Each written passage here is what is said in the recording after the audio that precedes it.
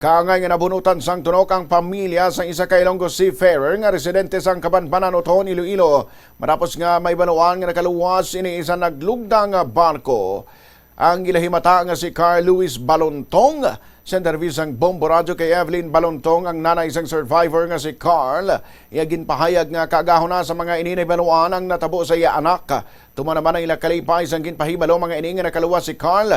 Kag pasado alas 8 na sang aga sang nagtawag si Carl kag gindala na ini sa General Hospital sa Isabela para sa medical evaluation. Si Carl ang isa ka BS Marine Engineering graduate sa Western Institute of Technology nga nagapanigan sa iya 1-year apprenticeship sa Allison Shipping Lines.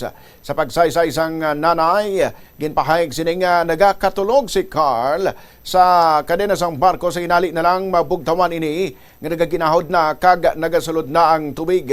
Suno sa Iloy, wala ginpukaw si Carl sa iya kaupdanan kag natingala na lang siya nga may nagatulo na nga tubig sa iya nga tiil. Sa tuman nga kahadlok ila yun ginkuha ang cellphone kag mga papeles sa apang nabuyan kag nahulog ini. Wala na sinigin balik ang mga papeles bangod sa kahadlok nga posible ini mapatay. Gani nagdesisyon na lang siya nga maglumpat sa dagat bisan wala sang suksok nga life jacket.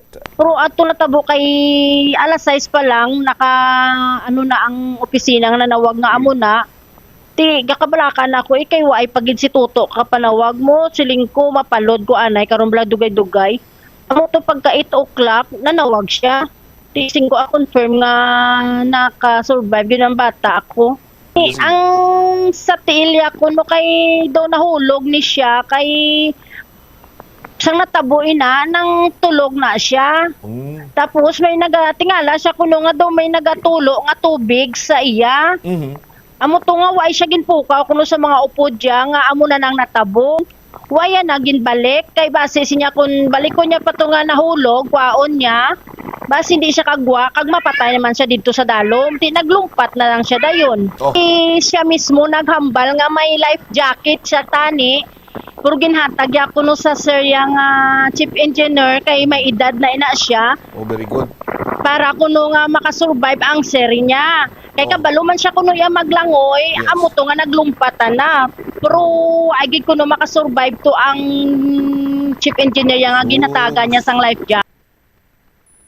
Nabarian si Evelyn Balontong sa separado naman nga interview kay Carl. Iagin say-say nga pas sobra 4 ka oras sila nga nagalutaw-lutaw sa kadagatan ante sila ginkantuan sang rescue team. Ginpahayag o kung ginkumpirma man ni Balontong nga mayara kung tani ni sang life vest apang ginhatag niya ini sa iyang chief engineer bangod na kahibalo man ini maglangoy kag mas kinahanglan ini sang mga opisyal sang barko apang sa masubong nga palad siro kay Carl nga wala makaluwas ang among chief engineer. Sa karon yana si Carl Balontong sa opisina sa Allison Shipping Lines apang hindi pa sa makalakat sang husto bangod sang naangkon sa injury. Oras sa Bombo, himpunto alas 5 na sa hapon.